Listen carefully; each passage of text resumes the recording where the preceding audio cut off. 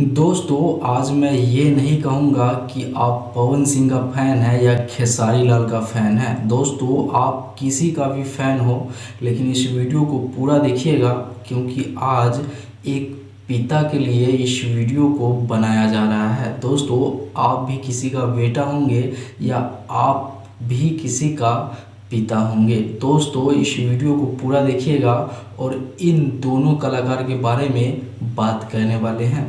नमस्कार, मैं सोनू, आप सभी को हमारे इस चैनल पे स्वागत है। दोस्तों, बात करें आए दिन टुनटुन यादव के बारे में। दोस्तों, इसका गाना ये वाला रिलीज हुआ था बस कुछ ही दिन के बाद ये लड़का गाना गाता है कुछ ऐसा।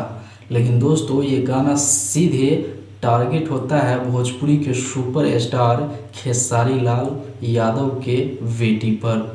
दोस्तों, ये गाना तो गा लेते हैं, लेकिन ये खबर तेज़ी से वायरल होता है और ये पहुंच जाता है खेसारी लाल यादव जी के पास। दोस्तों, आप लोगों को नहीं पता तो मैं बता देना चाहता हूं, ये वही लड़का है पंकज सिंह, जो पिछले बार खेसारी लाल यादव की बेटी पे गाना गाया था और इसको एक थप्पड़ लाइव में मार दिया था अखिलेश कश्यप।